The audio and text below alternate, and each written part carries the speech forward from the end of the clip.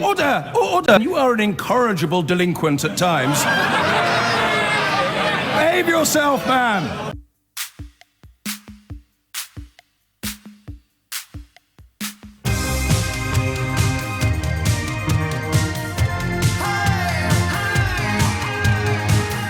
The year in which people who think you're stupid have won just about every argument going with people who think that you're not continues, with two former prime ministers, both of course general election winners, and both warning today that the gallop to get out of the European Union after that referendum vote is not only potentially injurious but, well, potentially disastrous. Two former Prime Ministers, Tony Blair and John Major, are calling for a referendum on Britain's Brexit deal to give people a say on access to the single market. Now, both argue that there is a credible case for a second vote. Let's head to Westminster, and our political correspondent Tamara Cohen is there. So, Tamara, what is this credible case for a second vote? Well, both Sir John and Tony Blair campaigned for Remain in the referendum, and now they've both made separate interventions to say although people voted to leave, they fear Theresa May is going to take Britain out of the single market, and they say people should have another say on the terms of that deal. So Tony Blair is saying that Brexit could actually be stopped if, when it comes to the point of the deal, people think that the economic case, the cost-benefit analysis doesn't stack up. They may, having voted leave, decide they want to stay in, even if that means more immigration and continuing to pay into the EU budget. This is what Tony Blair told the New Statesman magazine in an interview.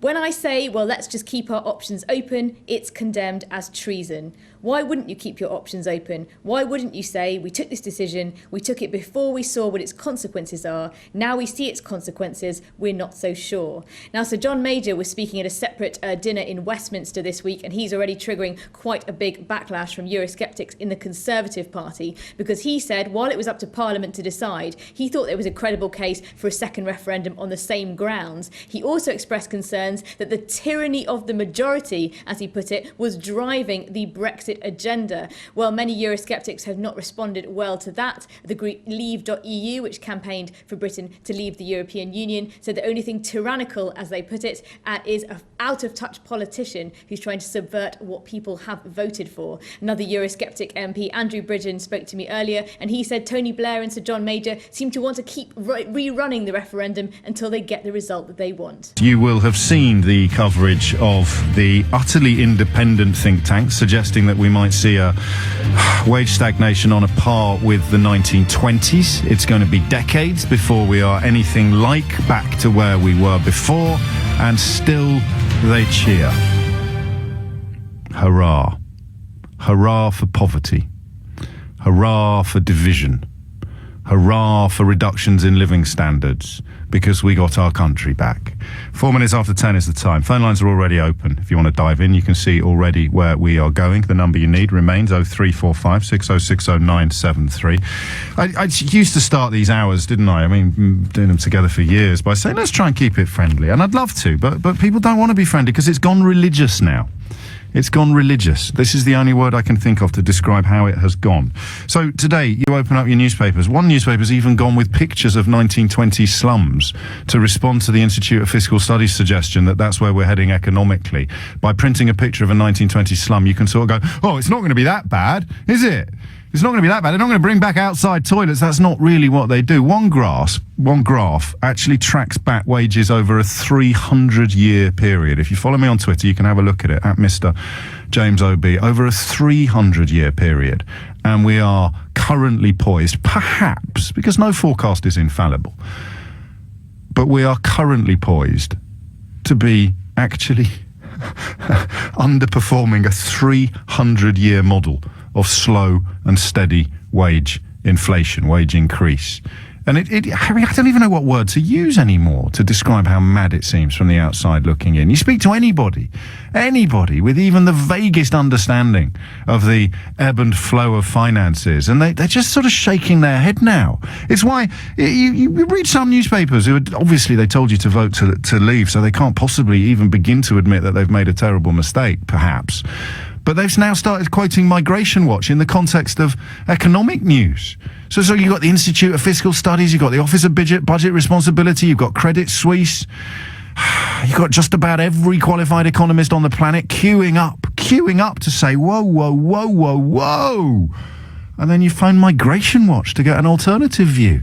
Or you find some backbench Tory MP who struggles with basic arithmetic to tell you why the Governor of the Bank of England doesn't really understand economics.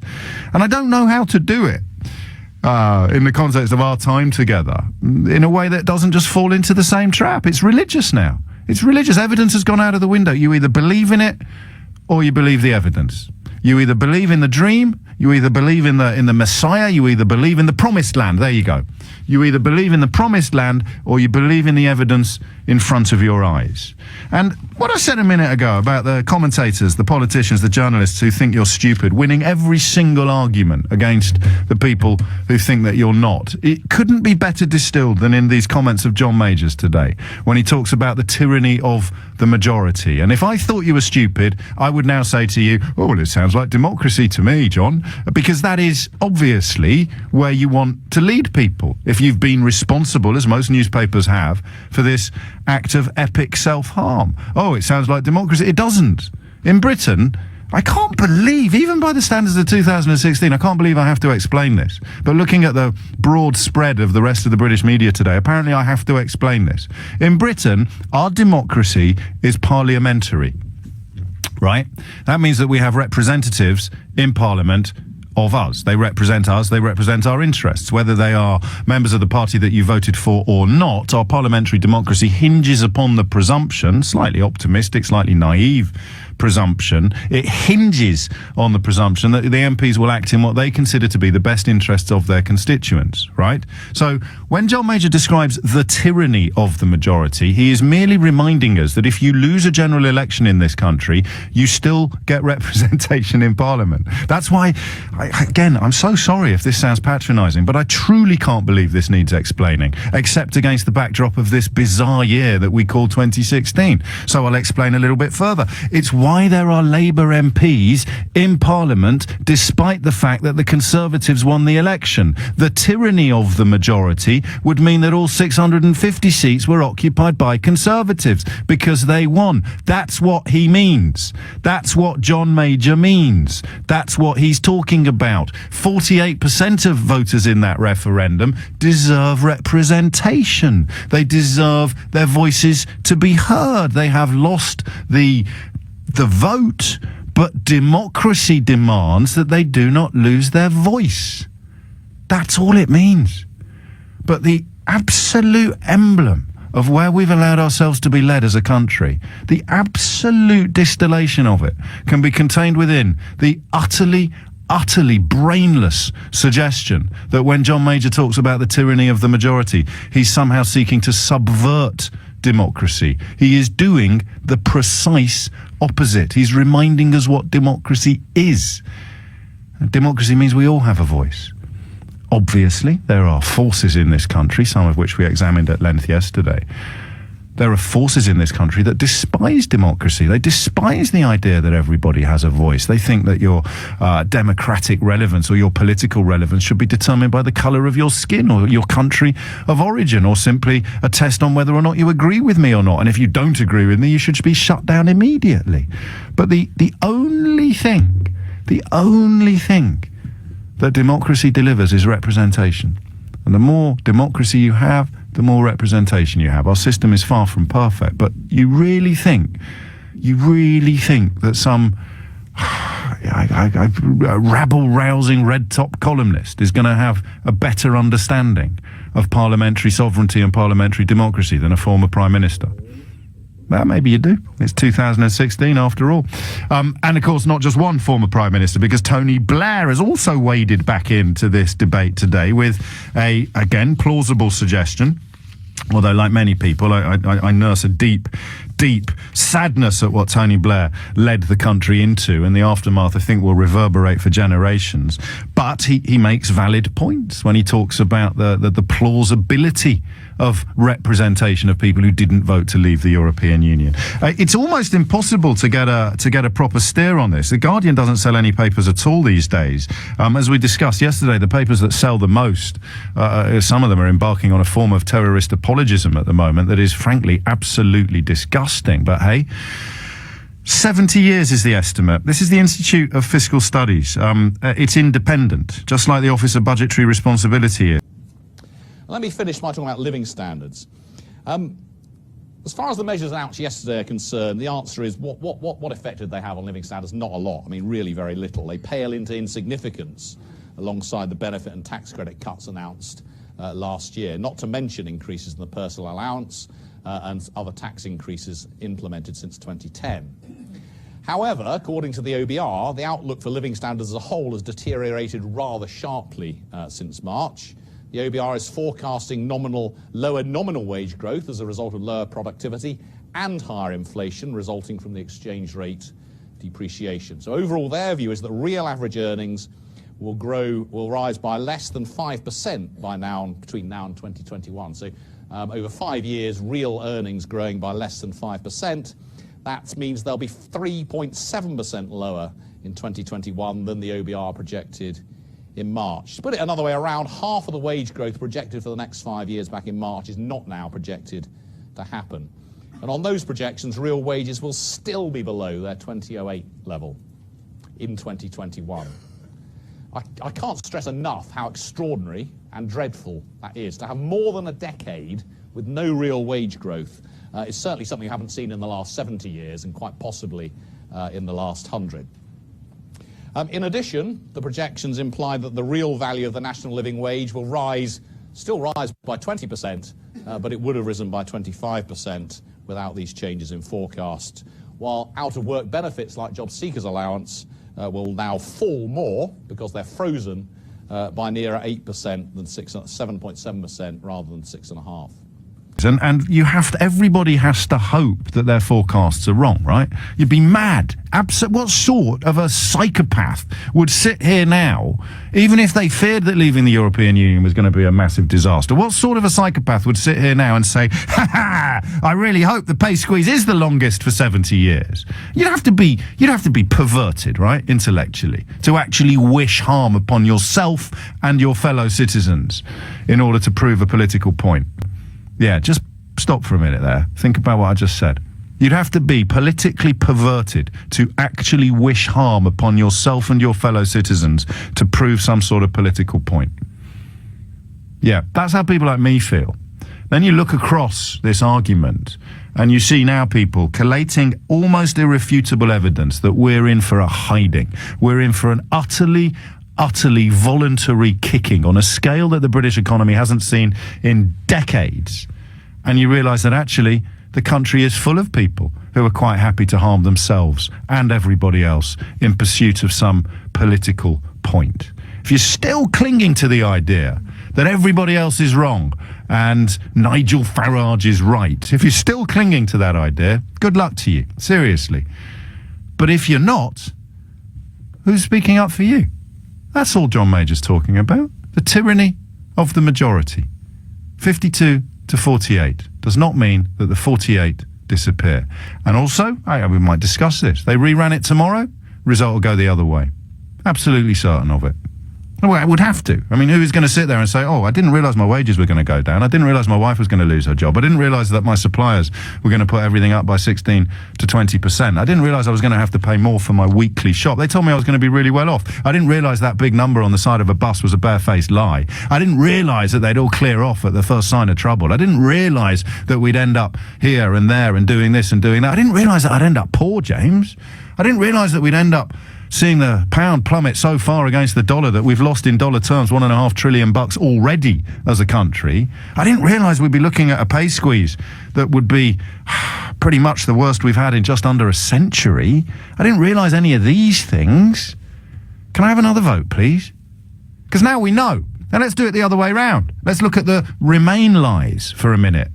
David Cameron suggested that perhaps membership of the European Union might have had something to do with the prolonged period of peace that we've had in continental Europe since the end of the Second World War. Of course, you hand that over to the people who think you're stupid, and they turn it into, David Cameron says we're going to have World War III if we leave. He never did. He never uttered those words. Seriously, check it, Google it, search it. You know, on this show, you will get truth, whether you like it or not. It will be the truth, because I refuse to believe that the British people are stupid. Despite all the mounting evidence to the contrary, I refuse to believe it. Do you know why? Patriotism. patriotism makes me refuse to believe that the British people are stupid. So when David Cameron suggested, with absolute historical conviction, maybe membership of the European Union, which was set up to prolong and preserve peace in Europe, maybe that has had some impact upon the prolonged period of peace in Europe. Maybe if we leave, that prolonged period of peace might be more fragile than it is now. Oh, he's predicted World War III. Oh, it's nearly Christmas and World War III hasn't happened. He must have been talking rubbish. So that's one lie you can put up there. We're not currently in recession. Every economic expert in the world pretty much is queuing up to tell us that we're embarking upon an act of epic self-harm, but we're not currently in recession. Oh, they're liars. Oh, those Remain liars. See, we're not in recession. Yeah, the sun still comes up in the morning. That's fine. Take your favourite Remain lies, okay? All of them, whatever they may be. There might even be some that actually merit scrutiny, that reward examination. Take them all. And then give me the right to change my mind. Give everybody else the right to change their mind. Oh, I voted Remain because I thought there was going to be World War III. Well, now I know there isn't. I'd like to vote Leave. Oh, I voted Remain because I was worried that there might be a massive recession immediately after the day of the vote. Okay, well, there hasn't been, so you can change your vote as well. I voted Remain because I can't remember why I voted Remain, but everything looks great now, so can I vote Leave, please? Like, fine, of course you can.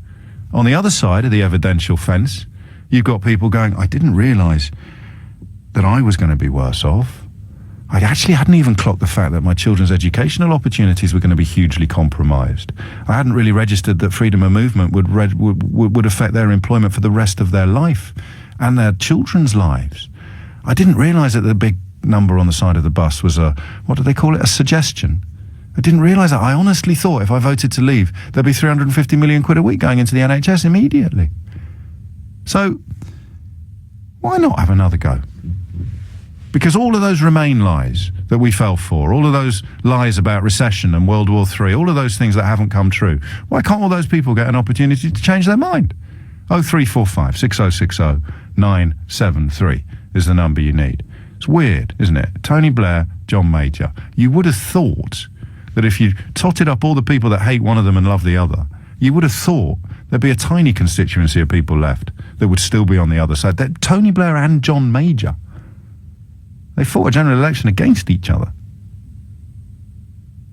Now they completely agree on the single most important issue our country has faced since the Second World War. And they can't win a majority. Well, maybe they could.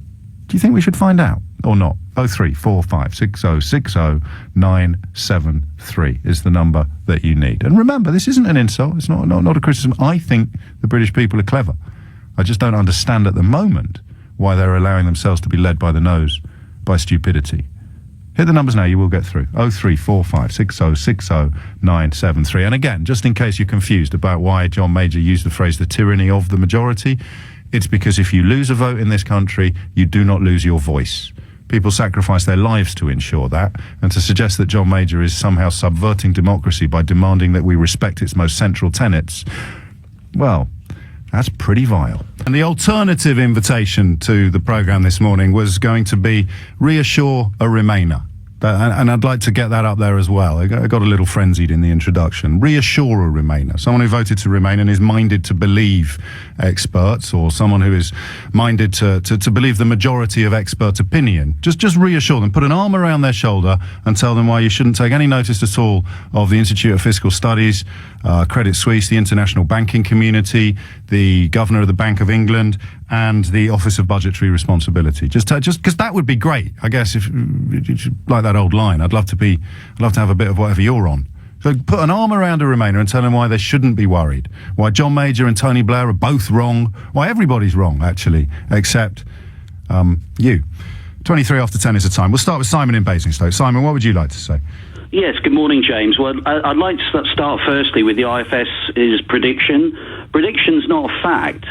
Did the IFS predict the 2008 crash? Don't think they did. Neither did the OECD, the IMF, the Governor of the Bank of England, or anyone else. But that's, I mean, a bit like saying we should never listen to weathermen again because Michael Fish got the hurricane wrong.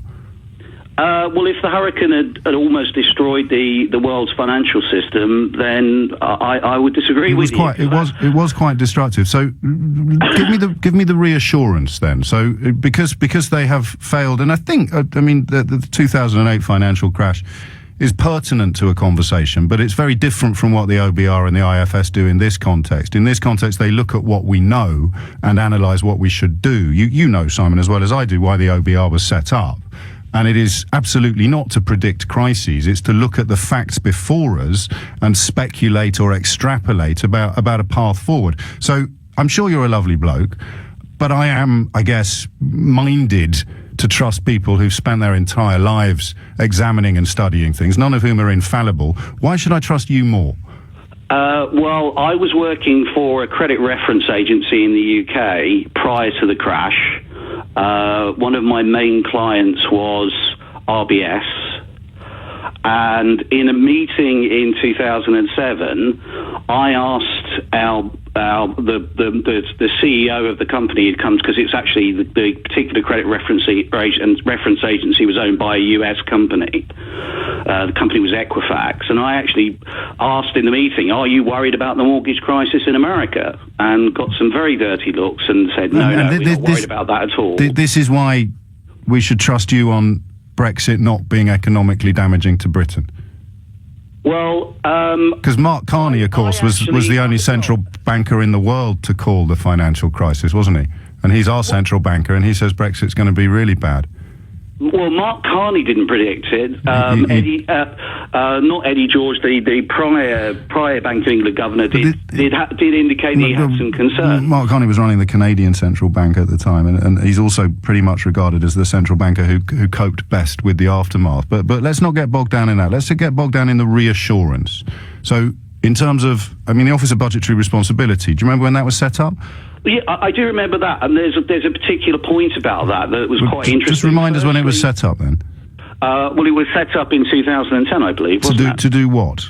It was to provide a basis for the government to make predictions for... No. Quite the opposite. It was set up as a direct antidote to Gordon Brown's economic forecasts, which were often perceived as having a political flavour, as if he was using forecasts to pursue his own political points. So George Osborne set up the Office of Budgetary Responsibility in complete independence to promote more trustworthy government, because their work would not in any way be influenced by politicians.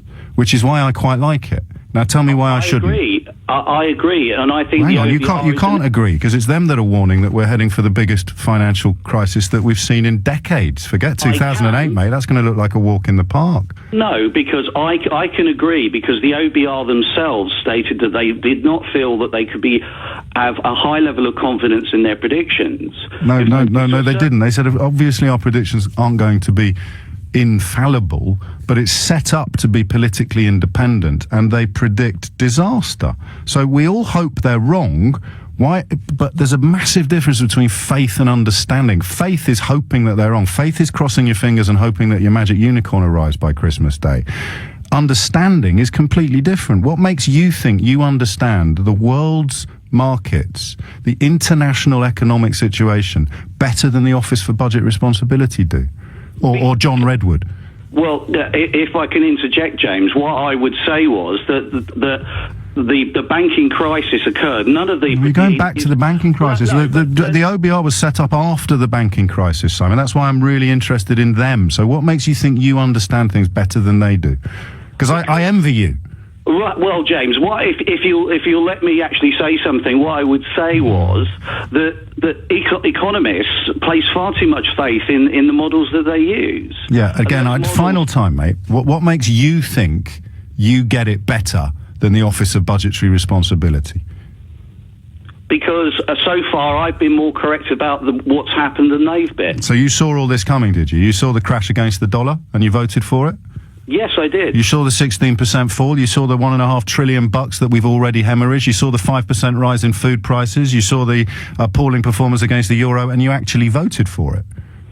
Yes, I did vote it. Okay, no, that's fine. At least you're honest. And also, Why? our economy in the OBR forecast, which you put so much faith in. No, not putting faith in the forecast, putting faith in the expertise of the people that wrote the forecast. It's slightly different, precisely because it was set up to avoid political influence. So just why did you vote to be poorer? That's all I want to understand. If I can get my head around that, then we're laughing. Right. Well, are you going to let me speak, James? Oh, Simon, you've spoken more than I have. Well, I don't think that's actually true. Okay, Simon, well, we'll count later. Just tell me why you voted to be poorer. I voted for the independence of my country, and I voted to be out of a grouping of countries which are facing a cataclysmic financial crisis. It's highly likely that the Italian banking system will collapse this year. It's highly likely that we may get another country leaving the European Union. I'm sorry to interrupt you again. Why did you vote to be poorer? Because you just told me you knew all this was going to happen. I didn't. I presumed things would be bad. I had no idea they would be this bad. You did. Why did you vote for it? Because in the longer term, we will be better off. How longer term? I say 3 to 5 years. Isn't that a forecast? Substantially better off. Isn't that a forecast? It's a forecast based on a long period of experience of being right. More experience than the Governor of the Bank of England, more experience than the Institute of Fiscal Studies, more experience than the Office of Budgetary Responsibility. Forecasts are awful unless you're making it yourself based upon, well, what?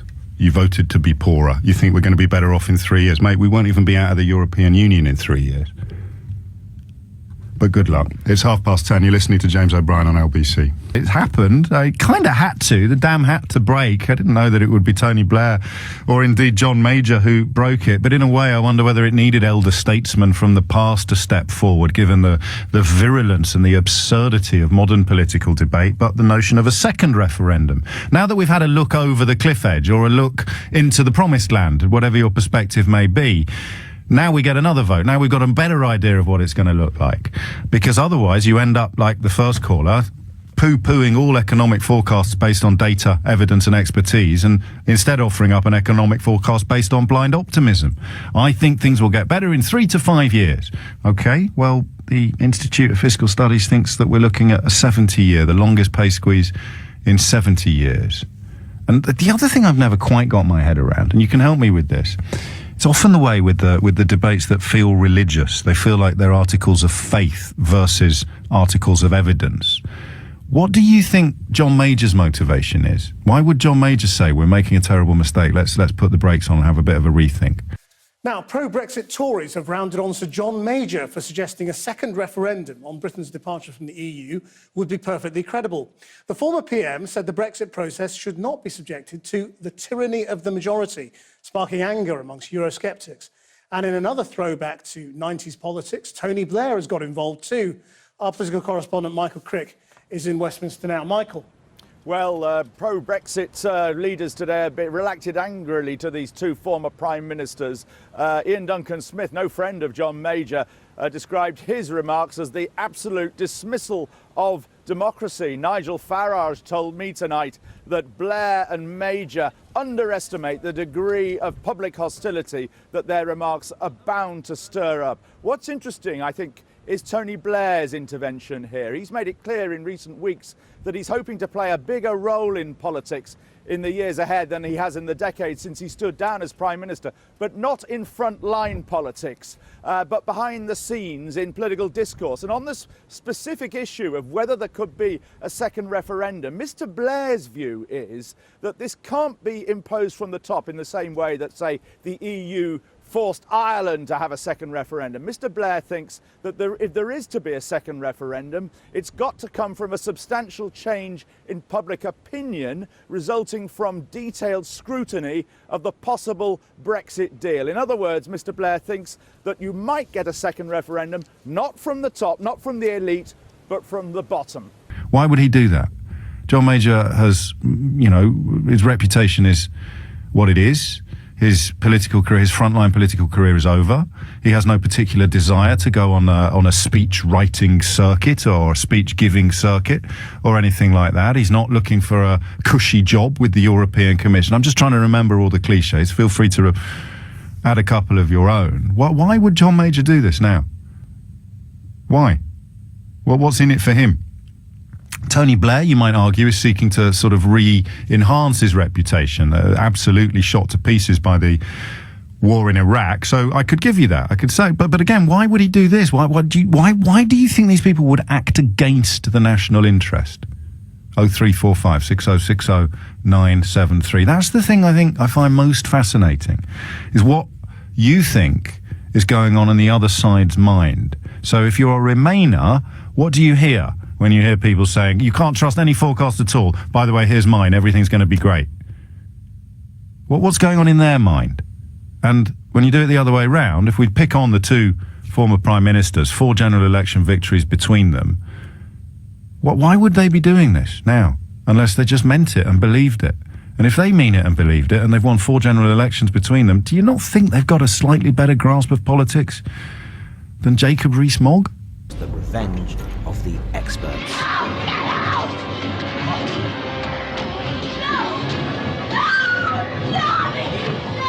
We thought we'd seen them off in the referendum. I think the people in this country have had enough of experts. But today, the capo de capi of the experts hovered over the autumn statement. I think suspicion of experts goes back into antiquity, and it's a very healthy thing to have. Experts, soothsayers, astrologers are all in much the same category. Marianne's in Watford. Marianne, what would you like to say? Hi, James. So I am a French national. I've been living in the UK since 2012. I'm also a former child expat, and I lived here from 91 to 95. Okay. And I've got kind of an outsider's perspective on all of this, obviously, because I wasn't allowed to vote during the referendum. Basically, on the other side of the channel, I think the EU is kind of letting you guys have your tantrum. Well, I'm not going to allow you to get all superior and sniffy. You might end up with a full-on, absolute upright fascist in charge by the end of next year. So I'm not. I would remind you of that. What I've observed so far is just that UK population is extremely polarised, and I think that's kind of what you get when you've got an education system that sees people as units of production rather than people, in that basically schools should prepare you for life, but just prepare you for a job instead. And basically, if you do not give people tools and empower them to make complex decisions on issues... You're sneering now. No, but it's a great concern of mine, because I feel it's extremely polarised. On one side, you've got wonderful, considerate, thoughtful British people who feel empowered to make those decisions, and on the other side, you've got people who just rely on condescending, sneering, elite. That's what you are.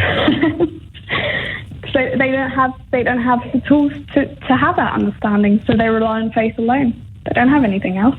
Well, I mean, even in the interest of fairness, I don't think I can let that pass. There were plenty of people. Well, in the run-up to the vote, there were plenty of people who were exercising intellectual acuity and flexing their mental muscles after the vote. When the evidence is almost irresistible, but I have to insert that almost, because some people are resisting it. Many people are resisting it. Yeah, and the box of trolls and everything. No, so it's not that. Stop saying that. It's lots of nice. I've got people in my own family who still. Well, actually, that's not true. They've said sorry now, but still, there are people who recognise the description that I've shared this morning, but still think everybody's wrong. And you can call it blind faith, but I don't think I'm going to let you call it a lack of intelligence or education. That's why I'm going with religion. I'm going with religion. It's like a religion. Lots and lots and lots of very, very clever people are religious. They believe in God. They can't prove that it's true, but they have faith. Very clever, very well educated. Sound like Donald Trump for a minute there. Clever guys, the cleverest guys you've ever met. The cleverest guys. But they believe rather than possess the ability to prove. Neither side possesses the ability to prove, so you just accrue all the available evidence and go with the majority. And if the majority is like 90% to 10% when it comes to economic matters, or 95% to 5%, that's when faith, I think, becomes a little dangerous. Maybe. Marianne, Mercy, Manny, Farnham, what would you like to say? Hi, James. It's Manny here. Yeah, I think we deserve a second chance, James. Yes, we voted based on some truths and lots of lies. And I truly, honestly believe that I'd rather be embarrassed, because, than be worse off. Because we know now that across the board, everyone is going to be worse off. But this is the new line is, and I'm not going to harp on about individual callers or contributors, but the new line is, no, I knew everything was going to be really, really bad. I knew that the economy was going to tank. I knew the pound was going to collapse. I knew all of that. I didn't say so in the run-up to the referendum, but secretly I knew all of that, and I believe things are going to get better in 4.5 years. 4 years, 7 months and 16 days. Well, what do we do from now until 4 years? Well, you just got to be patient. You've got to be patriotic. You've got to keep the faith. But what about our children who are at that point in time where it's a very crucial time for them? They're looking for jobs, they're looking for, opportunities in Europe, and they probably won't get it. So what do we tell them 4 years later? Oh, sorry, it was the wrong time, or, But they're going to have sovereignty. Well, we already have sovereignty, we know that. Okay, so I'm not sure where they're going to have. where is the excuse? They're getting their country back.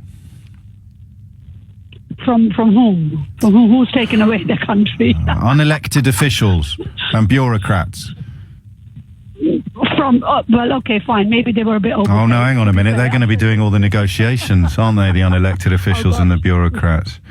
Yeah, exactly. So. Hang on, what was the question again? What about the children? Stuff them. They'll be all right. No, they won't, James. You can't. They don't get a second chance. Hang on, I'll have another go. Stop sneering. How am I sneering? All I'm saying is I'd rather get a second chance knowing what I know. You're a career politician. You're a career politician. You don't understand ordinary people. I am ordinary, James. I'm one of you. Well, it seems so easy when the others do it. Hang on a minute. Give me another go. Bananas. Bendy. Bananas. Why are you laughing? This is important. This is red tape. We're under the jackboot of Brussels. We can't even make our own laws anymore. Honestly, James, sorry, you can't convince me. I think we deserve a second chance. That's all. Maybe because we got lied to. I believed all the stuff about World War III and recession. I want to have another go and vote to leave because all the economic stuff is rubbish. Our first question tonight from Brendan Clark, please, Mr. Clark. The IFS say that in real terms, wages will be less at the end of this Parliament than they were in 2008. Is this acceptable? Tim Farron.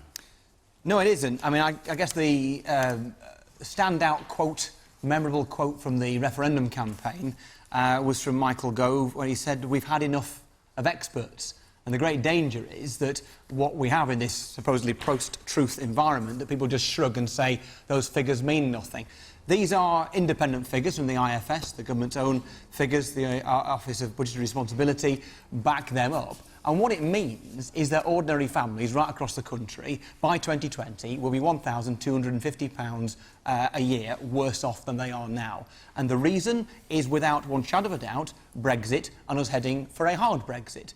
And the danger is that people like me, who say there's a £220 billion black hole in the budget because of Brexit, who point to this loss of wealth and of well-being of families around the country, will be called negative. But I'd say it's not negative to say you could make a different choice. It is not negative to say we don't have to go for a hard Brexit that wasn't on the ballot paper. It is positive to say we could remain in the single market. It is positive to say to the British people, you should have your say on the terms of the deal at the end, and if this doesn't look good for our country, for our families, for our business, we should have the right to remain.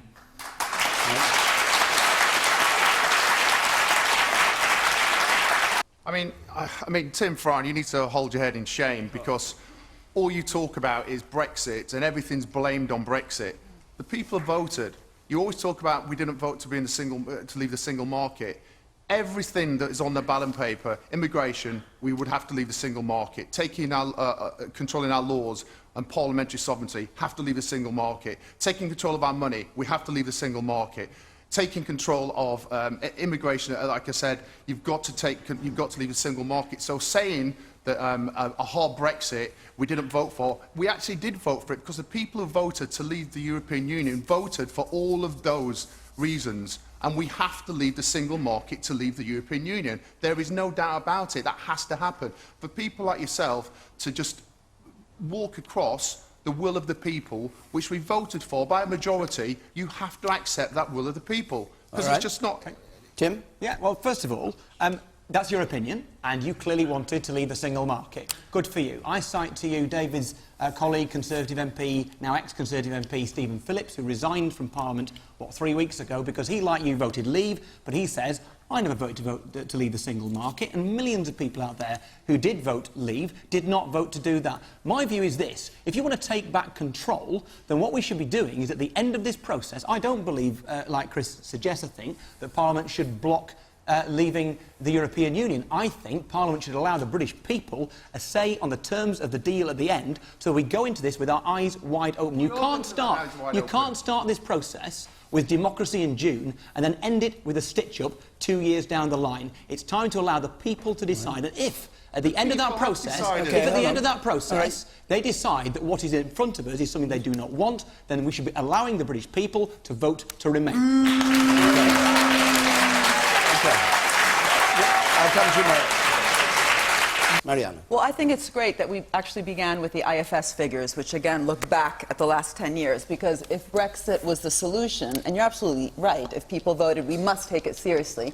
If Brexit was voted as the solution, what was the problem? And perhaps the problem is that we didn't have a proper diagnosis of that problem, because if we actually look at then the prognoses, looking ahead, what we are going to see are potentially even worsening of these structural problems that we've seen for the last 10 years. Lagging productivity, lagging business investment. John was telling us that he invests when he sees an opportunity, and let's make Brexit an opportunity. Well, what we're currently seeing is investment actually potentially leaving, precisely because what leads business investment are the expectations about where future market and technological opportunities are. We've just shrunk our market massively. We are potentially already losing the way to, for example, collaborate, and this was the lack of a positive vision, I think, by the way, during the whole Brexit campaign, to collaborate with our European neighbors in terms of a green transformation of the entire European region. This is something, by the way, that China is doing. China is spending 1.7 trillion on transforming their economy in a green direction. Germany has an energy van policy, which is not just about renewable energy. They're greening their entire economy. It's very hard to do these things just alone as a nation. We could have seen this as an opportunity, a business opportunity, to increase the dynamism of our country. John Gibson, yeah.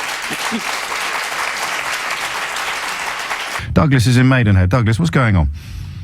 Good morning, James. Hello, I don't think we should have another referendum vote on this, because if the things that John Major and Tony Blair are saying, well, then the Remain campaign should have done this in the first place. They tried to, mate. 85% of the nation's press wouldn't cover it. But I don't. It was called Project Fear, you remember? Yeah, it was Project Fear.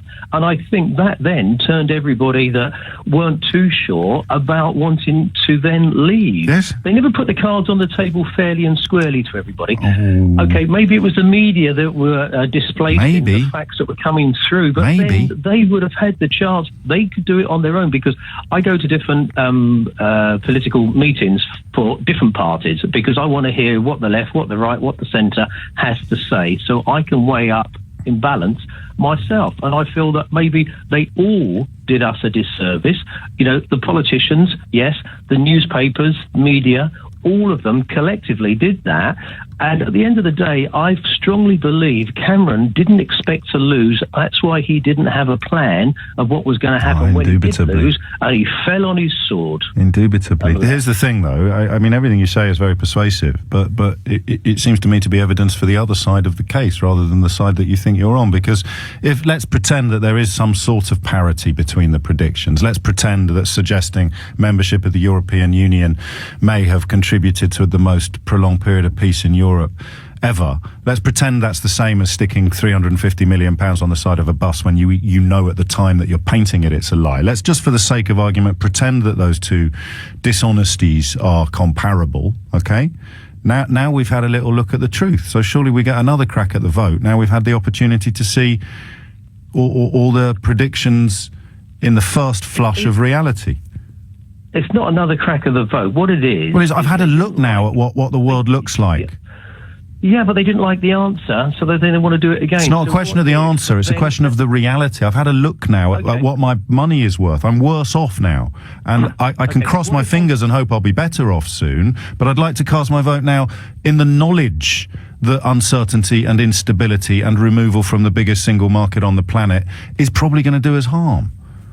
Okay, let's say that we stay to remain then, and then Brussels forced more of their rules and regulations and laws on us, and we need to get, well, first of all, this is what that young lad the other day said, this is where I do my gotcha questions. You're aware that we have a power of veto on the EU army, aren't you? Yes, I am. Right, so that can never happen unless giving it all away. That can never happen. Well, hang on a minute. Politicians are what you get if you subscribe to democracy. So that could never happen unless we wanted it to. Have you contemplated the possibility that Donald Trump might actually be telling the truth for once when he says he'd be comfortable in undermining NATO? Because when we were being told that the European army was a disaster, you'll remember this, Douglas, because you go to all the meetings. You remember them all queuing up to tell us the European army would be a disaster. We don't need the European Union. We can pull out of the European Union.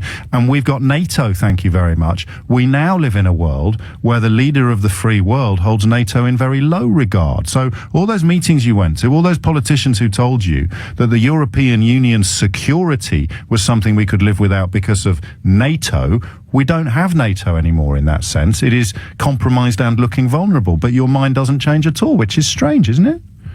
Don't you want another vote now you know that NATO isn't there potentially to look after us? Surely we deserve another vote because they kept telling us NATO would look after us and we didn't need the security that the European Union might provide. Well, that's the rules that they have on there, but I'm in Maidenhead and I will be having a meeting with our local MP next week. Right, I'm glad, but I'd like you to have a crack at answering my question. All the politicians that told us that the security of the European Union wasn't worth taking into account when voting because of NATO, now we know that Donald Trump holds NATO in very low regard and may even be prepared to see it in some way dismantled. Surely we have to have another vote just because of that one issue. Not really, because Donald Trump is not the president at the moment. He's the president. He's the president in January, Douglas. I know he is. He's already done quite a few U-turns on things that he said he was going to do. Yeah. So I think we have to watch this space. That wall is not going to be built, and I don't feel that he's going to do the NATO thing either. Okay, even though he said he is. So we're back to those forecasts now. So you would trust a forecast with regard to Donald Trump of him doing the opposite of what he said he's going to do, more than you'd trust a forecast of him actually trying to do what he said he wants to do. I mean, let's stay friendly, Douglas. Do you understand why this is the point where my forehead hits the desk? You brought up the European army. I couldn't have dismantled that position more comprehensively, and your mind hasn't moved a millimetre. No, because I feel that Donald Trump is saying that he wants to do these things, but he has to get through Congress and through the Senate. So I don't feel that it's the Republican Congress and the Republican Senate who are already queuing up to support him. But that is, and you know, that's why my head hits the desk. Oh, well, what about the European army, James? Well, number one, we got a power of veto. Number two, NATO's looking weaker than it's looked since it was formed with Donald Trump heading for the White House. Maybe the security that the European Union has provided is actually infinitely more important than it looked in the run-up to the referendum. But let's not have another vote, because I'm getting increasingly worried that the scales might have fallen from a lot of my fellow Leavers' eyes. James O'Brien on LBC. Call 0345 6060 973. Making a list, all right? Don't trust forecasts, but do believe that all these economic disasters will end in 4 or 5 years, okay? Don't want an EU army, but understand that the British government would always have the right to veto it. And anyway, when I was persuaded that I didn't want an EU army, it was before Donald Trump started making speeches that sounded very much as if he'd be happy to preside over the dismantling of NATO. Because you'll remember, NATO was what they threw at us when they told us we didn't need to worry about the security that was afforded by the European Union. $1.5 trillion we're already down on. The 70-year potential pay squeeze that's on the way. 70 years. The worst in 70 years. Let's just say it's not. Let's meet halfway. So it's the worst in 35 years. Happy now? And just this growing sense that the opposition is religious rather than intellectual. Why? Because I believe. Imagine if you were the person that said, I don't trust any of these forecasts. And then I said, well, why has everything gone so badly? Did you know it was going to go so badly? And you said, yes, I did know it was going to go so badly, but it's going to get better in 4 to 5 years. And you're the same person that said you don't trust forecasts by Governor of the Bank of England, Institute of Fiscal Studies. The Office of Budgetary Responsibility that was actually set up by George Osborne after the financial crash. Oh, why didn't they predict the financial crash? It was set up after the financial crash so that politicians couldn't use economic forecasts to frame policy, or rather the other way round. So they couldn't fit economic forecasts to the policies that they wanted to bring in. And, you know, speaking of policies that people want to bring in, let's have a quick look at the inbox. Okay, why don't we see how we get on and then vote to join the EU again in 10 years' time, clever clogs, if it all goes wrong? Well, unfortunately, mate, I'm the anorak that reads the small print. You want to join the EU again after leaving, you're banging the Eurozone. You don't have the choice about the single currency. The opt-out on the single currency is gone, even if we do decide 20 years down the line that we've committed an act of appalling self-harm. You can't get back in. And you certainly can't get back in on the terms that you left under. 10:54 is the time. John Major suggests, so if you hate Tony Blair, I'll give you John Major. So John Major suggests that when people properly understand what the single market means, they'll realise that hard Brexit is meaningless. Hard Brexit is suicidal. Soft Brexit is barely worth all the fuss and bother that we've undergone. What does that mean? Freedom of movement of capital, freedom of movement of goods. And you really think we're going to get freedom of movement of capital and freedom of movement of goods without freedom of movement of people? You're just not. And that's the point. Really, if we're all honest, the more evidence that emerges economically, the closer we are to the conclusion that this isn't about anything other than immigration.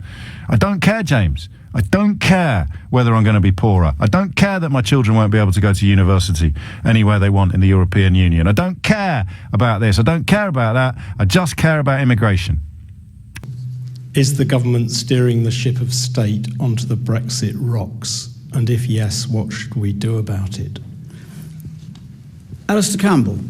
Yes, is the answer to that. And what we should do about it is do what you always do when you realise that you're making a catastrophic mistake, and that's try to reverse it. And I think that what we've seen this week in the autumn statement is just the beginning of the economic disaster that's unfolding. And what it turns out that actually what Chris Grayling and his colleagues went around the country calling Project Fear was Project Understated in relation to the damage that's going to be done. The crashing pound that came after June the 23rd appears just to have been the start. Philip Hammond said after the referendum, we did not vote to become poorer on June the 23rd. Well, that is what is happening. And it's happening in large part because of Brexit. The OBR, which Chris Grayling, so many of Chris Grayling's colleagues are now attempting to rubbish and say that they're just a bunch of Europhile lefties and all the rest of it. That's the Office of Budget Responsibility. Office of Budget Responsibility. They have made clear there is a £57 billion black hole.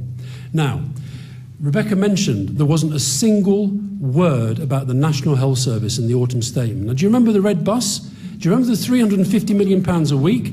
Well, we're now going to be spending an extra £250 million a week on the additional borrowing required to fund the black hole that is coming. George Osborne said that we're going to fix the roof while the sun is shining. Well, the sun is going out and there isn't a roof anymore. And that is what we've voted for. And we've voted for stagnating wages. We're voting for higher unemployment. We're voting for falling growth. And while we're doing that, these people in government have a responsibility not to say, don't worry, everything's fine, we can't tell you our strategy, but we're going to be okay. They have a responsibility to tell you the truth about the economy, to tell you what's going to happen if we come out, and they have a responsibility to say to the people, we might actually have got this wrong, or we may have to come back to you again. You're asked...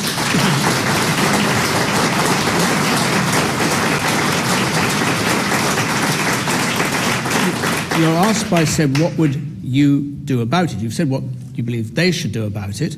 We've had John Major, Tony Blair and others suggesting that it should be a vote of Parliament and very possibly at some point another referendum. That is charged as ignoring the will of the people by those who think that's an error. Well, those who fought the Brexit campaign, some of them I have a lot of respect for, some of them I have a lot of time for. But the reality is, it was 52%, 48%. Since June the 23rd, it is as though, from Theresa May, who apparently voted Remain, it is as though the 48% don't exist. It's as though the people have spoken, and therefore, whatever the cost, whatever the consequences, we have to have this ridiculous, ideological, hard Brexit of these Brextremists who are insisting that that is the only way to go. Now, if you buy a house, and you buy the house, but then you discover that the survey wasn't good, and actually you discover that if you go and sleep in that bed in your bedroom, the roof's going to come in. You're going to still go in the house. If you book a flight, and as you're sitting on the plane, you see a hole in the wing, you're still going to go on the plane. If you book a holiday, and you then you learn that there's a hurricane warning, you're still going to go to that place. We are honestly going towards a cliff, and because these people are so ideological in their hatred of the European Union, they don't want to tell you that you should have the option to have another think.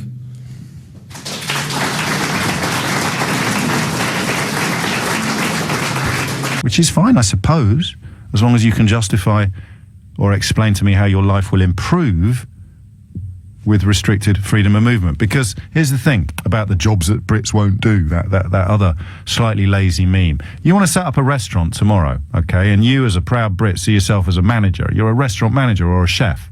You can't get bottle washers. You can't get people to wash the dishes in your restaurant. You're never going to be a chef or a manager. You need people to come in at the bottom of the food chain, work-wise, in order to provide jobs for the people on every other rung of that ladder. You show me a restaurant that can operate with a brilliant chef and a brilliant manager, but no bottle washers, no floor scrubbers, no dishwashers. Can't happen, see? So all of the lines fail on scrutiny, which leaves you with one very simple question. Where do all the lines come from? And all of the lines come from the same place. Oh, immigration's awful. Joe's in Lowestoft. Joe, what would you like to say? Morning, James. Hello, Joe. I'd like to bring up that the Office for Budget Responsibility has said we're 45. This Brexit has already put 45 billion on the national debt. Yes. Well, there's 30 million. That's not a forecast. That's a fact. Yeah, there's 30 million taxpayers in Britain. Divided out equally, that's 1,500 quid each already. I'll take your word for it. My mental arithmetic, I picked up my mental arithmetic skills when I worked in a bar, so I can only cope with figures around a £5 mark. But I'll take your word for it. I mean, the most of the forecasts say it's going to cost every family in Britain a heck of a lot more than 1,500 quid, but we're already in the hole for that. Well, my missus works, so that's $3,000 we're down. Yeah. Already. Well, that's a nice holiday, James. If you could stomach the exchange rate. You know what I mean? Cheer up, Chuckles. You couldn't make it up. Well, no, but they're not making it up. They think, okay, let me try it with you, like I tried it with Manny. So you've looked at the numbers, you've divided the money that we're already... the pound's gone down, Joe, that's why we've lost that money. It's going to go back up again, mate. Have a little bit of faith. Stop talking the country down. The car's worth less than half of that. The car's worth about 1,500 quid. Stop talking the car down. We have a beautiful country. Are you some sort of metropolitan elite? That way. Are you some sort of metropolitan elite?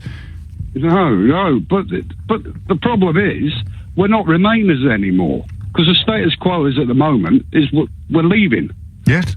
We are joiners. They're the Remainers. Blimey, I hadn't thought of it that way around. We haven't left yet. But apparently the status quo is, if you listen to Theresa May, and the predictions she's made, Theresa May, that none of the cuts to the police force will affect frontline services. Lie. You just need to. You need to stop sneering, Joe. Well, I don't know who you want to believe. Don't you want to make your own laws? You can take a choice of Office of Budget Responsibility or Theresa May, who didn't want to leave in the first place, but now she's a cheerleader for leaving. And she's not really a cheerleader. I think she is.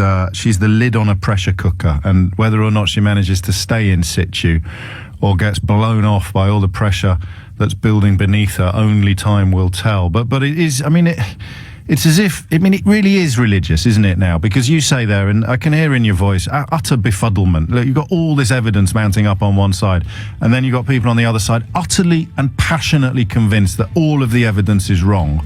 What do you call that, Joe? Confusion.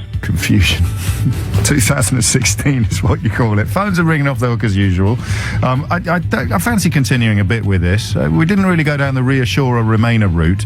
Remember, you can't reassure a Remainer by saying things are going to be great, things are going to get better, because your side of the argument doesn't trust forecasts or economic predictions.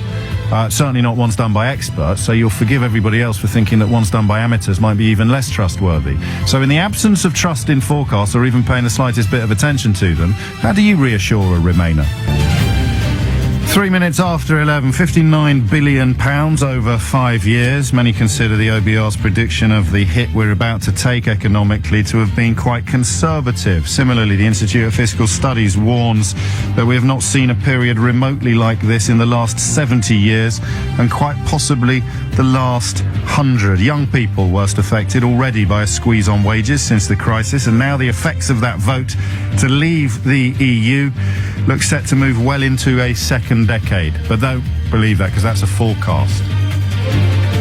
How do you combat a forecast by experts that says we're in big trouble? Well, apparently you believe in a forecast by amateurs that says that we're not. And that's 2016 for you, friends. Here's everybody with any qualification whatsoever, really, all singing from the same hymn sheet, with a couple of exceptions. And then here is everybody with no qualifications whatsoever, insisting that they're all wrong. It's a bit like going to the doctors. I said this to you before. It's a bit like going to the doctors and taking a vote in the waiting room on what's the best way to treat your disease, rather than actually going in to see the doctor. But and I'm conscious. Look, sometimes I like to blow up the old bridge, light the odd firework. I do it for fun. We all enjoy it, you know. Shouting at the radio is a big part of the process. But my befuddlement is complete on this. Because every single time you push, every single time you scratch, every single time you question, you're left either with a sense that people aren't telling you the truth, and the truth is, I don't care if my children are poor, I just don't want any immigrants. Still, thank God, not at a place where people say stuff like that openly and publicly, but we're getting there. Yeah, I'm happy to be poor, as long as, I don't know, my neighbours aren't Polish. Great.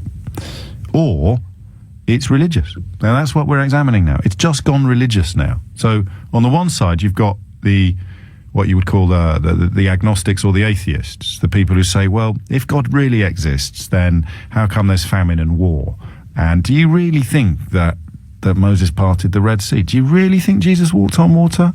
Do you really believe that when you die, if you're of the Muslim faith, you're going to go to heaven in a chariot pulled by winged horses? Do you really believe that? And people say, yeah, I do. Yeah, absolutely. Our Lord walked on water. I will absolutely be going to heaven in a chariot pulled by winged horses. The meek shall inherit the earth. And that's great. You know, religious faith. It's great. But you're on one side of the argument. Yeah, it's going to be great. We're all going to get a unicorn. We're all going to get a unicorn. We're all going to get a magic unicorn. On the other side of the argument, everyone's just saying very calmly, very quietly, there aren't any magic unicorns. They just don't exist. Okay? And if you base your plans for life upon the expectation that a magic unicorn's going to be delivered to your house by Christmas, and then next Christmas, then the Christmas after that, still no magic unicorn. The Christmas after that, still no magic unicorn. Christmas after that, still no magic unicorn. I don't think the magic unicorns are going to... Stop talking the country down. Seriously, mate. I don't think the magic unicorns are going... It's been 5 years now. There's still no magic unicorn. Stop talking the country down. Why won't you just accept it? We voted... No, I don't think you're going to get a magic unicorn. Don't care about the magic unicorns. Really? But that's why you voted for the magic unicorn. Yeah, but I didn't really. I voted for sovereignty. Okay. What's that then? Well, that means that the British Parliament is... Well, hang on, why did you complain about those judges who said the British Parliament had to make the decision about Article 50? Hang on a minute. I really care about sovereignty, but not when... That's it. Sign of the cross. Amen. Pax vobiscum. Go in peace. Stephen's in Barnet. Stephen, what would you like to say? Hello, James. First-time caller, long-time listener. You're very welcome. Big fan. Thank you. It's good to hear that you're giving the most rational description of what's going on. No, don't be ridiculous. I'm a sneering member of the metropolitan elite who just doesn't get it. Yeah. Well, that's it. The thing is that the people who are on the Brexit side just show no actual respect for anybody who has any disagreement with them. Some do, I'm sure. I just don't come across them much myself. No, I haven't really met any. All I get when I try and put the rational arguments that you have eloquently displayed today is just shouting and people getting very angry. It seems to be more like a mental illness than... Well, you're sneering. You see, I go with faith. I think that's the least offensive way of describing people who think that the sun revolves around the earth. It's faith. It's an article of faith. If the earth revolves around the sun, then the argument that God created us and everything else in our image is going to lose quite a lot of weight. So let's carry on believing that the sun revolves around the earth. It doesn't mean I'm mentally ill. It just means I've got more faith than you've got, you pagan. Well, as a humanist, I tend to have a different view on that anyway. But I can't understand how they just don't listen to the facts. Not facts, they're forecasts. Oh, no, they're facts now, aren't they? That's the problem. They are kind of facts, aren't they? Yeah. But all the way through, any argument was always dismissed as fear or... sneering, condescending, sneering. You don't get it. Yeah, but their predictions were completely true. I really can't explain it, apart from that it is the Fire Monkey 2016 that's doing Fire Monkey. Well, but do you think you could... I mean, I think part of the reason why there are growing calls for us to sort of crack on and do hard Brexit and not worry about... I mean, to go, really, to double down on the madness is because there is a fear from the kind of people who anonymously brief the Daily Mail at the Office of Budget Responsibility, which the Daily Mail greeted when it was founded in 2010 as a stroke of genius by George Osborne, that would depoliticise economic forecasting. But now that those depoliticised economic forecasts make the editor of the Daily Mail look like a prat, they've suddenly decided that they hate the Office of Budgetary Responsibility. But you could still just about say, you could all go the other way. No one's infallible. Maybe these predictions will turn out to be not just wrong, but so completely wrong that we end up better off than we were before. Where's your faith? Where's your optimism? Where's your patriotism? Well, I actually don't... I wouldn't object to leaving. Well, I do object to leaving, but it has to be guided by reason.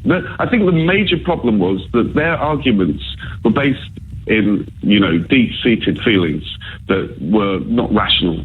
And the Remain side were rational and willing to admit that their side had some fallibilities. I mean, the EU is a very imperfect organisation, but as soon as you admitted that, the other side just took away, the wind out of their sails and just put it onto their side, and that's how it worked. So one side was trying to find the best course action.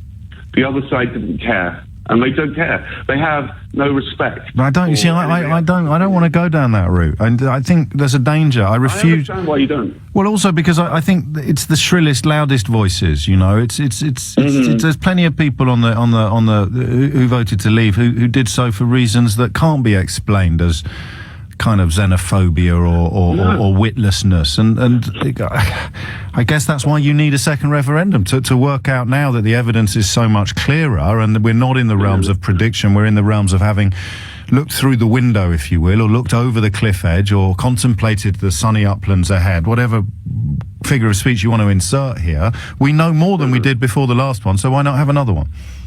Oh, I completely agree with that, but they will never let that happen because they're too frightened. But if they do it, if we have another one and the result goes the same way, that's it, the argument's over forever. Oh, completely. I agree with you, and in fact, Why wouldn't you want that? I don't know. I can't explain their feelings because whenever I try and talk to them about it, it always ends up with them shouting at me and putting me down and shutting down my conversation. It seems that they have so much invested in this. I mean, I think it's 30 years of sort of like a media sort of like undermining of the EU, using it as the scapegoat, bananas and stuff like that. Red tape, fishing. Don't forget the fishing. Amazing how many middle-class career politicians suddenly feel that their livelihood got threatened by the fishing industry's travails over the last 30 years. I know, but the actual ridiculousness of it just proves that they're not thinking. But do you know what every caller demonstrates to me, Stephen? It's the difficulty of framing the debate, because you don't sound like a rude person, but you've been quite rude. I'm rude. Maybe I am actually a ruder person than you, but you just struggle to find the phrases to use. So you end up saying mentally ill, or you end up saying stupid, or you end up saying xenophobic. It's not a desire to be rude. It's a tone that's been set by the other side of the debate. It's a tone that's been set by the notion that if you ask questions or look for evidence, then you're some sort of intellectual elite. You're indulging in some sort of fetishization of expertise. There is no other area of life where you would not at least heed the advice or the warnings of the people who've spent their lives studying it. But then you wheel out one or two of these. It's just like climate change. It's like climate change debate has taken over politics in 2016. Here is 99% of the world's scientific consensus, peer-reviewed evidence-based consensus, by the way. So all of the available evidence has been examined by all of the available scientists, and 99% of them have arrived at the same conclusion. And here's a blogger. Here's some blogger who's got a website about the weather, and we're going to treat them equally. Here is Galileo Galilei to show you, with the benefit of the newly discovered telescope, how he has proved and tracked planetary motion to show that the Earth revolves around the sun and not the other way around. Here he is, and look, here are the pictures. Here's the telescope. Have a look through it yourself. Watch this. Now track that. There you go. Absolutely incontrovertible proof. And now here's a bloke that wants to burn him at the stake for being a heretic because he's so obviously wrong, despite the fact that you can actually see the evidence in front of you. 52% for the heretic, 48% for Galileo Galilei. 0345 6060973 is the number that you need. Reassure a Remainer isn't going well. Seriously, don't shout at them. Don't tell them off. Don't call them snobbish or out of touch or condescending or sneering. Just reassure them. Tell them why you believe that, well, all the experts are wrong, even now, with $1.5 trillion wiped out of the national wealth, in dollar terms, only in dollar terms, I grant you that. 59 billion quid over 5 years, according to the independent, deliberately depoliticised Office of Budgetary Responsibility, Institute of Fiscal Studies, suggesting that the wage situation is going to be the worst we've seen in 70 years. It just doesn't make sense that they would say this stuff if they didn't believe it to be true.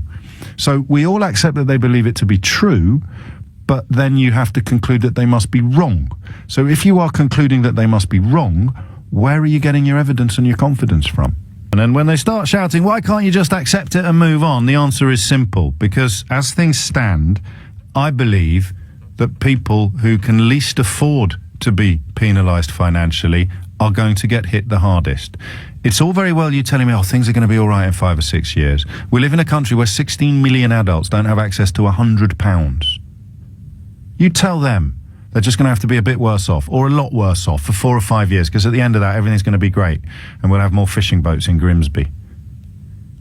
You just look for the heavy artillery. You look for the arguments that make you go, yeah, all right then, I get that. And then on the other side of the argument, you've got all this evidence mounting up. A conservative estimate that we're looking at a £59 billion punch in the face over the course of the next 5 years. So you explain to people who are already struggling to put food on the table. You explain to the mum who rang in last week who doesn't have lunch anymore and hasn't told her husband yet because the money just isn't going as far as it used to. And then you take in Justin Sainsbury, chief executive of Justin Sainsbury's. What's his name? Justin, the fellow who used to run Sainsbury's. Anyway, Justin, I call him. We're very close. 5% minimum. 5% right across the board on food prices. Talk to anyone down at the markets now. Go and talk to the market trader on your street. Ask them if they're paying what they were paying 6 months ago for anything that's coming from continental Europe, which is a hell of a lot of our food. Don't ask anyone who deals in dollars how they're getting on, because they'll probably bite your head off.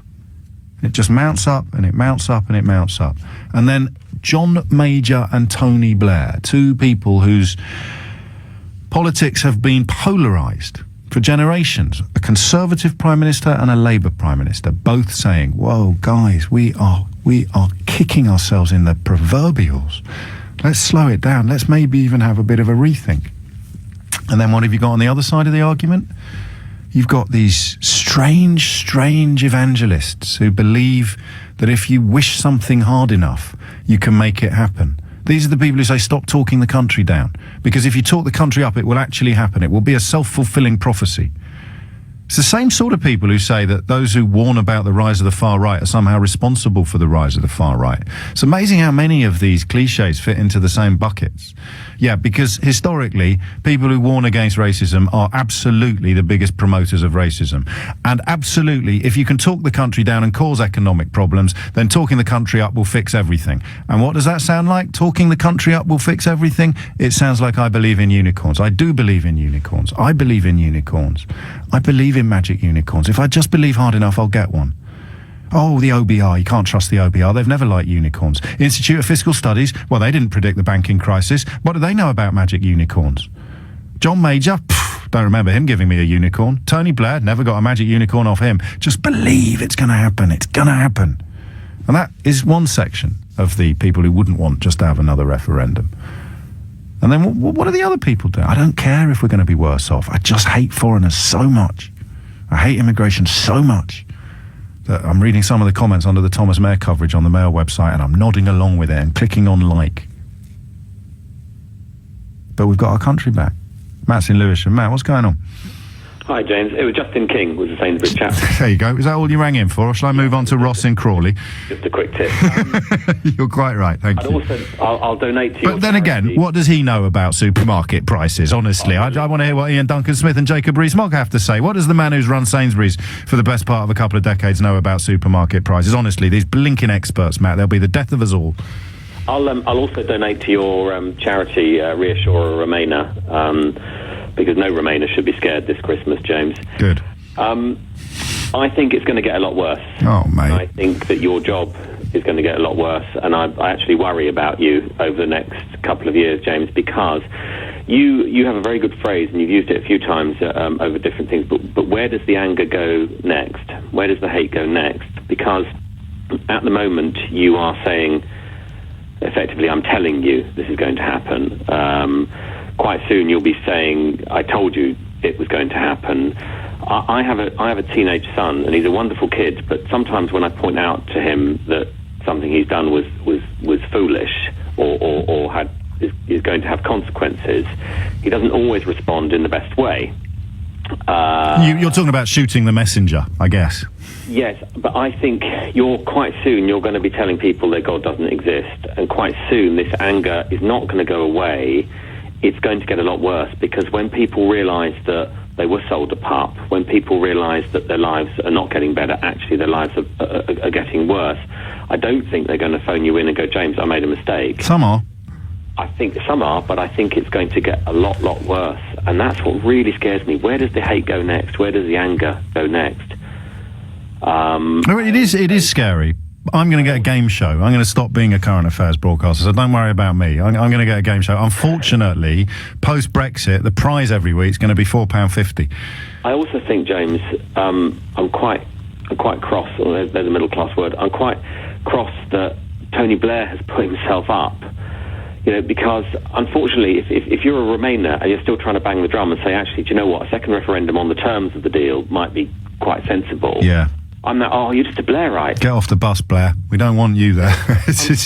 You've shot your bolt. Well, I don't know about this. I've got... he needs a degree of self-awareness, James. He needs a degree of self-awareness that says, actually, I might not be the best person. I think he knows that, but he would say, who else is there?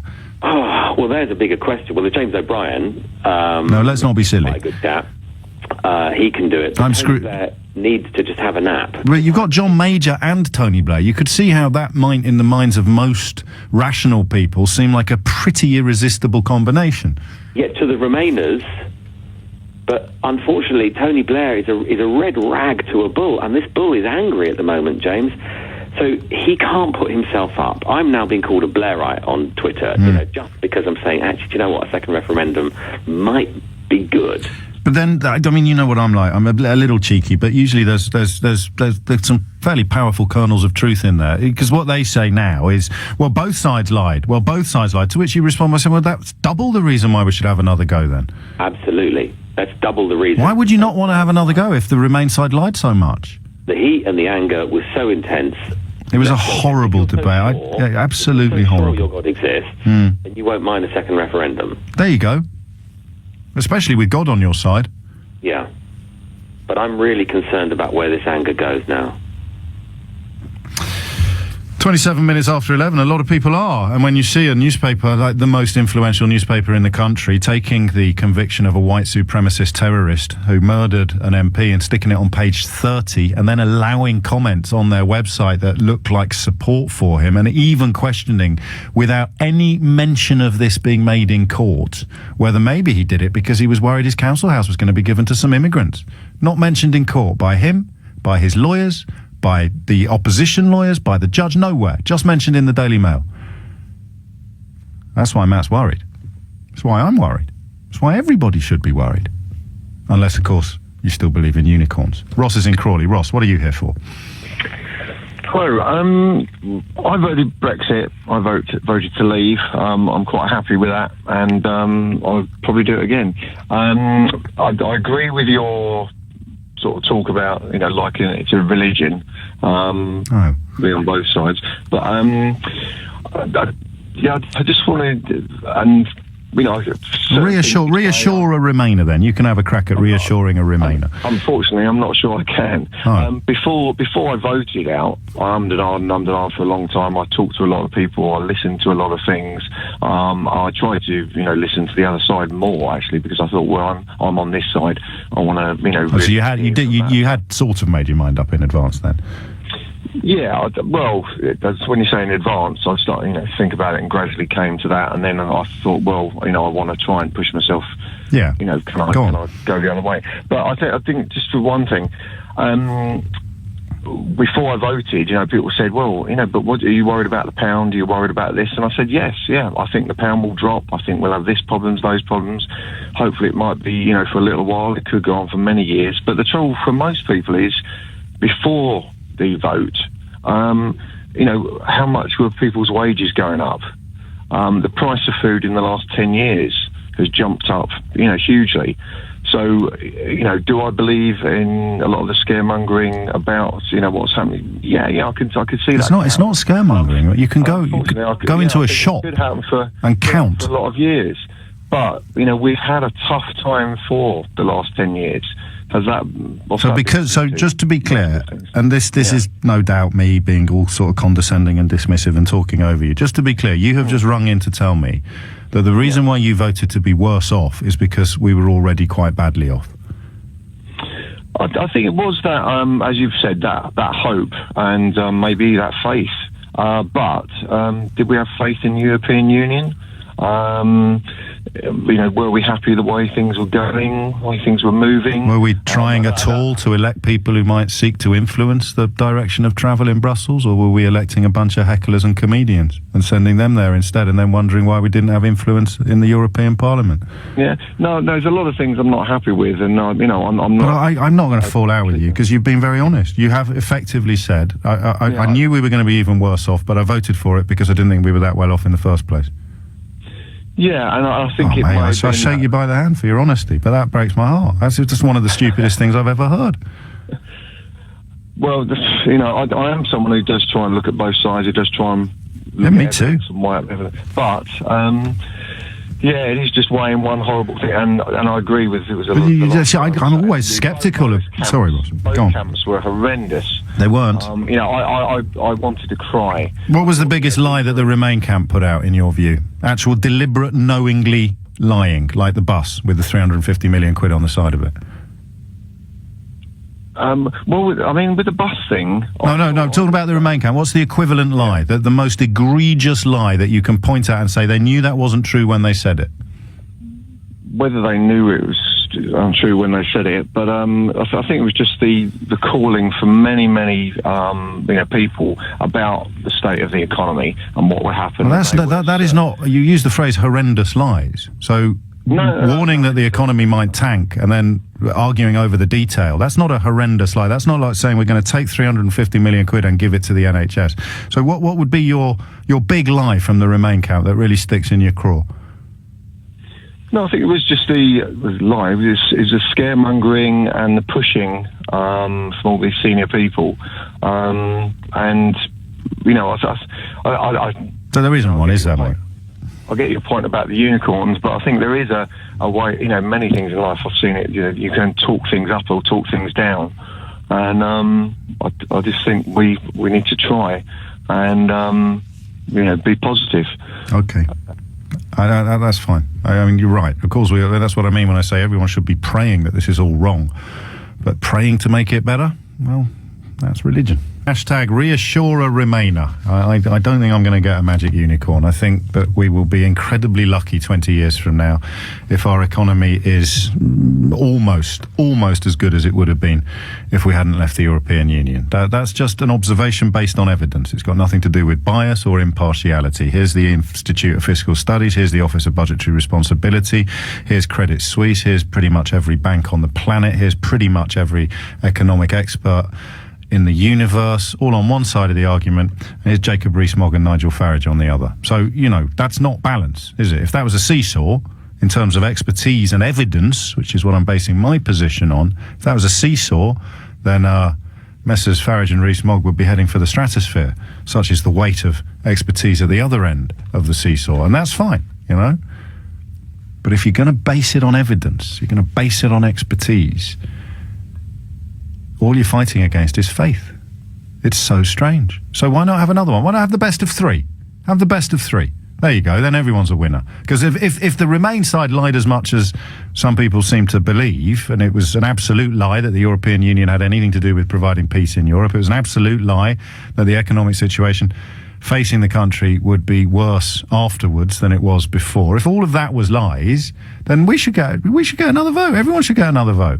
We know the bus was lies. We know that the European Union Army was a meaningless red herring because British government would always have the power to veto it. Do you know what it looks like? It looks like someone who thinks they're the best rugby player on the team. Whether they are or not is immaterial. I mean, we weren't the best rugby player on the team. Germany, pretty much by most measures, are the best rugby player on the team. But we're playing 15-a-side, right? Playing 15-a-side rugby, but by an amazing quirk of luck, we've ended up with 27 or 28 players on our team. Everyone else is playing with 15. Some poor souls, they're just playing with 3 or 4. But we're all playing on the same tournament. It's incredible. I don't know how this has been allowed to happen. This is partly why Donald Trump's rhetoric about free trade was a lot more interesting than it first appeared to be. So we're all in a rugby team, right? And we've joined a rugby team called the European Union. And we've got 28 players. Seriously. Other countries have only got like 7. Other markets have only got 7. Other single markets have got 4 players. Canada, they're all on their own. That's why they need to do a deal with us. They've got 6 players. We've got 28 players. And then for reasons that maybe posterity will make us understand a little bit better, we suddenly decided we'd be much better on our own. So we're now playing rugby against people with 10 players. We're playing rugby against people with 15 players. We're going to be playing rugby against our old team, which will still have 27 players in it. And guess how many players we've got on our team? At the moment, we've got 1. But looking at Nicola Sturgeon and the Scottish political situation, it's quite possible that within the next few years we'll be playing 15-a-side rugby against 27-man teams with less than 1 player on ours. Good luck with that. Pass it to... Oh, I can't pass it to anyone. It's just me. Boom! Here comes the scrum. It's as if we voted to go independent as a rugby team. Because we'll be great. We'll get rid of all that red tape. We won't have those pesky Germans telling us when to throw the ball into the scrum. We'll have our own line-outs. Who's going to be in the line-out if you're throwing the ball in? Oh, I hadn't thought of that. Stop talking the team down, O'Brien. Stop talking the team down, you condescending, sneering metropolitan elite. Obviously, I will be throwing the ball into the line-out, but seeing as I'm now the only member in the team, you traitor. Down with you and your sort. Why don't you just shut up and accept the result? I do accept the result. I'm just asking. If we're now a team of 1, who are we going to pass the ball to? Andy's in Liverpool. Andy, what would you like to say? Hi, James. I think you've slightly missed the point on why the majority, in my opinion, people voted out. It's that the system isn't working for them. It's the same as we've seen in the States with Donald Trump. You can call it a protest vote. Well, I haven't missed that. I haven't. I mean, crikey, quite the opposite. The thing I've missed is why people would knowingly, as they're all telling me today, they knew things were going to get worse. So if people voted because the system wasn't working for them, why the hell would they vote for something that was going to be even worse? Because it's different. You've got a guy in the likes of Nigel Farage, likes of Donald Trump, very charismatic, standing up there saying, listen, guys, I'm going to tell you how it is. I know these politicians lie to you. Look, they lie all the time. They're all the same. I'm one of them. I lie as bad as them. But let's do something different. And people are sat there looking at their lives going, do you know what? I've worked a very similar job to my parents. I haven't got the same economic living as my parents. No. I don't know anyone who has. Anyone who has. Even sneering metropolitan elites, if they're doing the same job as their parents did, they'll be slightly less well off as their parents, if they're operating at a similar level. But you're talking about the vast majority of working class people in that situation, and middle class as well, Andy. It's, I mean, seriously, this is middle class as well. I'm sure there's middle class people voted out as well. The guy comes along and says, "Listen, I know you're in this jam situation, as Theresa May put it. You know, you're just about managing, and that could be just about managing to put food on the table. It could be just about managing to pay your lovely gym membership. This is why. No, you're bang on the money, actually, and I don't think I have missed the point. Maybe I've given you that impression today, but this is trodden territory. But it doesn't quite. I mean, you're right. Change. Anything's got to be better than this. But then I find myself finding it very hard to stay polite with people who say, no, I knew it was going to be. You know that? Because that's what they're all saying now, Andy. They're all saying, no, I knew it was going to be worse. I knew it was going to be worse. That's a barefaced lie, right?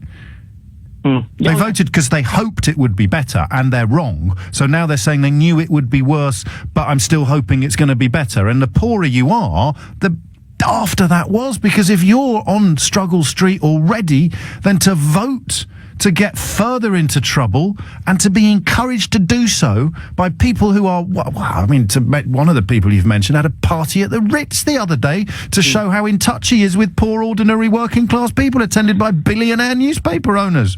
And the idea that people like that have encouraged poor people to be poorer makes my blood boil.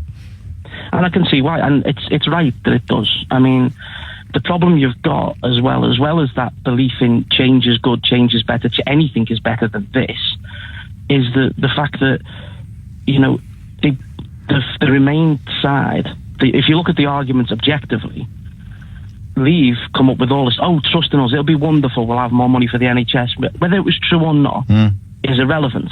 Their message was one of hope. What was Remain's message? Things will stay as they are. People go, well, I don't like how things are. Yeah, no, you're absolutely right. No, you're right. You're right. I mean, I haven't got a single argument against what you say, and I respect that desire for change. The worse things are, the more likely you were to do it. But now you know what you're getting. That's why we should have another crack of the whip, isn't it? That's why we should make it best of three.